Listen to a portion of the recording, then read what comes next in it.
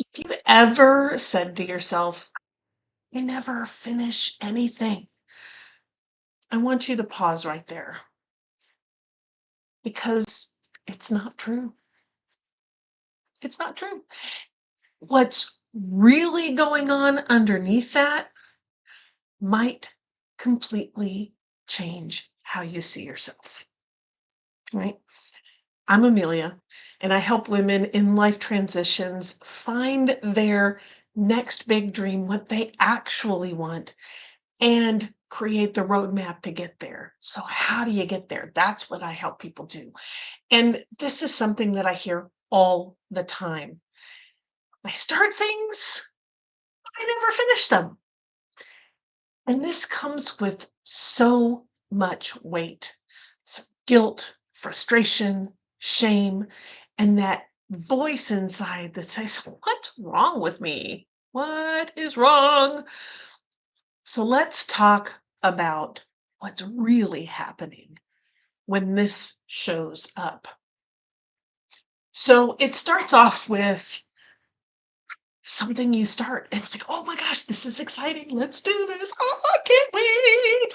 Right? That's that spark that shows up, that energy, that's so cool. Right?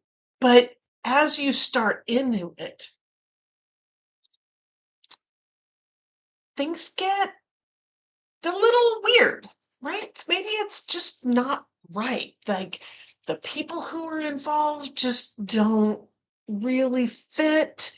The process of it all doesn't really fit. And what it takes to actually move through it, the work that's like something's off. Right? It's just a little funky. May not be a whole lot, but there's that core spark of like, gosh, this could be a really good idea. This could be really fun. And it's not fitting well, right? There's something that's just wrong about it. But instead of acknowledging that there's something going on, you push through it. You go through the process of like, well, I said I was going to do this. I'm really interested in this. And eh, and you just push and it gets heavier and it gets heavier and it gets heavier. And then you just like, you're like, whatever, I'm done. And you call that a failure.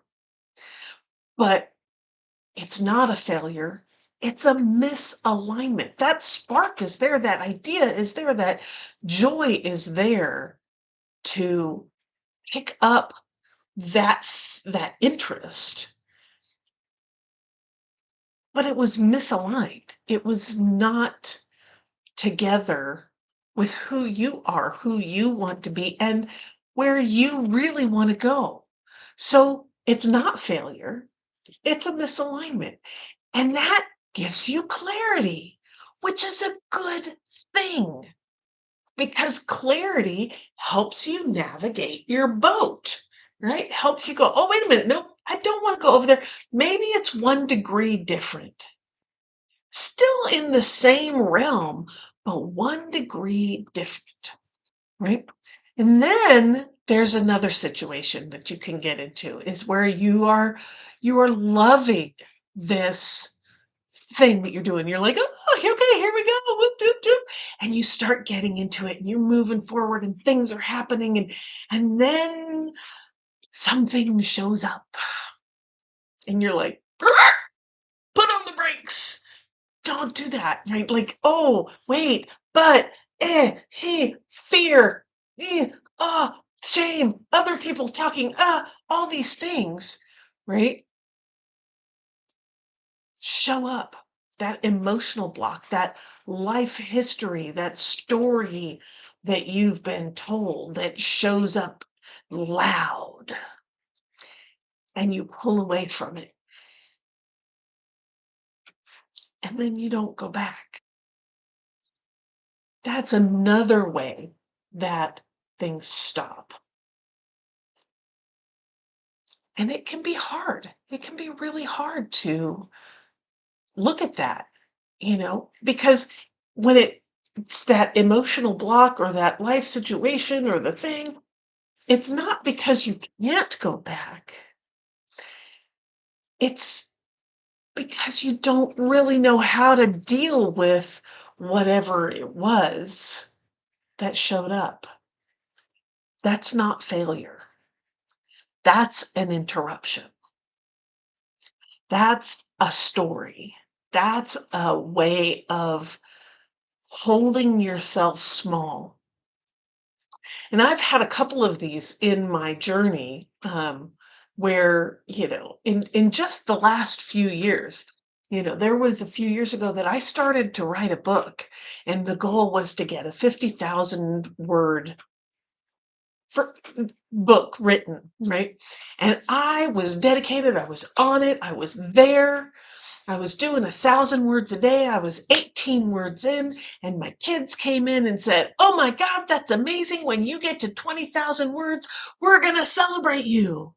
And that is the day I stopped, because the thought of celebrating me was too traumatic. Like, I didn't want that. I didn't feel I needed that. And so I stopped writing. So there's 18,000 words written of what was initially going to be a 50,000 word book that's just sitting on the shelf. And it has been since. And I never went back to it. Now, part of the reason I didn't go back was because my focus shifted, right? Over the years, the focus shifted. So it's like, that's an old project. But the main reason I stopped and the main reason I didn't go back was because of the fear of celebration, the fear of being acknowledged. And that's an old story from childhood and trauma about being noticed. And, when it was okay to be noticed, it was okay. But if it went too far, then it was not okay. And it was really not okay. There were things that happened that caused me to be like, "Oh, okay, I can only go so far, and then I can't go any further." Right? So seeing that is an opportunity to learn how to move forward, to go and dig into that block, that old story that's way back here, but is directing your life today. And looking for, how can we resolve this story? It was true back here. It's not true today. So how can you bring this into today? And sometimes that takes professional help, therapy, group sessions, different ways of being, energetic work, all the woo-woo stuff that goes with it. There's work that needs to happen to shift this story so that it can be for real in the present, right? You can shift that perspective. Like, that's what it was back in the day, 5, 10, 15 years old. But today, as your adult self, that story doesn't fit. And it's holding you back from moving forward towards your big dream, towards what it is that you wanted to do, right? And, and then for, the second part of that is like, things shifted. I'm not in that space that I was writing that book anymore. I'm not in that space anymore. I'm in a different space. And so it's no longer relevant to write that book. I may go back to it. It keeps coming up. So I may go back to it and relook at it and revamp it and maybe make it into this space now, but who knows? But so there's the difference between that misalignment where it's not right for you, and it's right for you. And there's some old stories. There's some old emotional things happening. There's a life happening, another life happening that happened in that kind of interrupted the flow of where I was going in life, was my dad passing away and helping him in his last year of life. Like, that took a lot of energy, and the focus was over here. There was a little bit, I kept a little focus over here, but most of my focus was on my father and taking care of him and helping him transition to his next great adventure. And then I can pull my focus back to the business, to the what it was that I was trying to do. And, so it's the being able, if you've got that interruption, it's learning how to work with that, figure out what it is, shift the perspective a little bit, or give it the time it needs. Like with my dad, he needed that time. We needed that time. And allowing that and giving yourself some grace to be able to do what's really important. And in that moment, my father was what was really important. And then I can shift it back to what is important in my life, right? The next thing that's coming up. So that's a really big distinction. And if it's not for you, then don't don't allow yourself to be stuck with it. My daughter did this once. So like she was into basketball. She loved basketball. She played basketball. They were a great team. They were winning all the time. They were having a good time. The team was really cohesive. And then their coach left for another opportunity. And a new coach came in, and this coach was all about winning and all about this, and it started to become this thing, right? Their other coach, it was about having a good time. It was about working as a team. This coach, it was about winning championships. And they had been. So he was like, yeah, I got a good team. But the shift was different and it didn't fit anymore. And my daughter was like, I'm not having a good time anymore. This is, I love playing basketball. I love doing this stuff, but it's not, this coaching style is not a good fit for me. And she told me that, and I didn't hear her. I mean, I heard her, but I had this story, again, these stories of if you make a commitment, you make a commitment and you stick with it. Right? And you finish it out. It's only 1 year. You're gonna sit in there. You've got a commitment to these girls that you're gonna be on the team, and right? Being the mom, and so she did what she could to get out of it, and that was to stop working at school because if she has failing grades, she can't be on the team. So she found a way to make sure she wasn't on the team. And it was painful and it was a struggle and there were arguments and there were this and that and all the things when it could have been really easy. Like, you know what? It's not a fit anymore. And I'm going to release it. I'm going to let it go. And it's okay. You don't have to be that stuck in the mud. It's a commitment, raw. If it doesn't fit, if it's not aligned, if it's not doing what you need it to be doing, it's okay to walk away. And sometimes that can be a really hard decision because you want it to be. You want it to be okay. You want it to be the right thing. You want it to be the right person. You want it to be the right activity. You want it to be the right job. You want it to be the right business. You want it to be, you want it to be, you want it to be. But when you can stop and say, something's not right, and release it with love and release it with grace and compassion and say, thank you for the lessons. And now I know what looks like not okay. So that when I go to the next place, I can see, is that next thing, is that next person, is that next job, is that next whatever, is it okay? And we can move forward, right? It's a learning experience.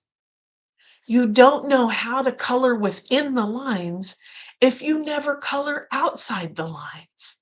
You don't know what's too far or to this or to that unless you go there, unless you make those mistakes, unless you make those decisions and go, oh, not good, right? Experience is what you get when you make mistakes. And experience is what wisdom is made up of.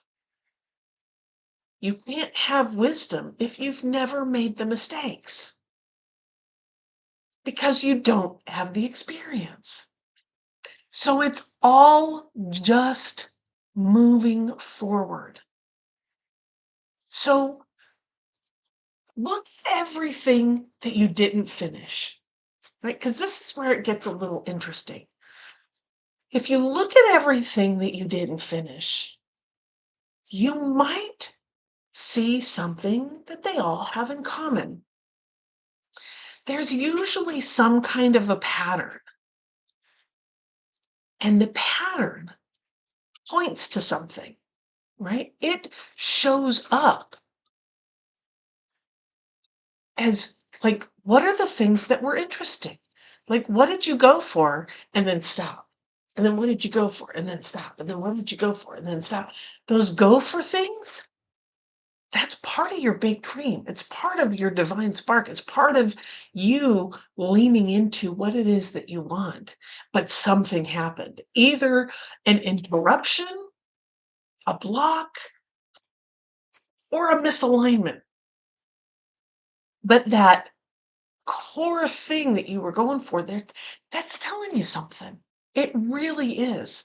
And if you can see that, you can start to have a vision of what it is your big dream is, because a lot of us are going around like, I have no idea. I have no idea what my purpose is. I have no idea what the what is life for, right? Am I just showing up, same stuff, different day? Or is there something that moves me, that gets me motivated, that is allows me to wake up in the morning and be happy that I'm awake? Because I've been there. I've been in those days where you wake up in the morning and you're like, God, okay, another day. Let's survive this. And that's no fun. That's no fun. So instead of asking yourself, why didn't I finish? Try asking yourself, what was it that mattered to me? Because that part, that is your direction. That's where you want to be heading, right? That's your divine spark within shifting you forward to that thing that you really want to do, towards that life that you know you're meant for, helping the people that you know you're meant to help, being in the areas that you know you're meant to be in. That's the sign. And you may go from side to side on all these, what my daughter calls side quests. But each one, it's like a sail ship. Each one is drawing you closer to your destination. It's the journey. So I wrote a blog that walks you through this a little more in depth with questions that you can actually use. So the link is in the description below. And so I want you to go check it out. And I think that if you ask yourself these questions, you'll start to see yourself differently on the other side. And instead of thinking, I never finish anything, you'll start to see the stories that hold you back. You'll start to see the things that, oh, I didn't finish that because it didn't align. It didn't fit. It wasn't right. And so it's okay. And you can release yourself of the guilt and the shame and the should have, would have, could have's that show up in life, right? So if this resonated, let me know in the comments. Let me know what are some of the things that maybe the stories that show up for you, right? Let me know in the comments. What's one thing that you didn't finish that still sticks with you? I shared a couple, right? My dad, I wasn't able to finish things, but I came back to it, right? And that book that's sitting in that computer file, that's still waiting to see the light of day, waiting to be celebrated. I'm getting there. So, what is that one thing that you didn't finish that really sticks with you? I'd love to hear. And if you've been enjoying this, I'd love it if you'd like and subscribe. There's a bell up there that will let you know when I go live next. And yeah, and there's also a guide in there that is all about finding your stories. There's a link for that in the description below as well. So this is that shift of I don't finish anything to, oh, I'm learning, or I had to take care of things, or I've got this thing that I need to work on before I can come back to it and come back to it and come back to it. And practicing that coming back, finding out what's not aligned, what doesn't work, and going, okay, I don't need that piece of it, but I want to keep this thread. That can go over there, and that can be somebody else's, but this thread is going to continue on. I'd love to hear your stories, your obstacles, your never finished this, ugh, and see how we can shift it to like, oh, but I learned this, and oh, but I discovered that, and oh, I shifted this story here, and now this is what life looks like. I'd love to hear it. So with that, keep your eyes on the horizon, your hands on the wheel, and your foot on the gas, baby. Let's do it. And I will see you next time.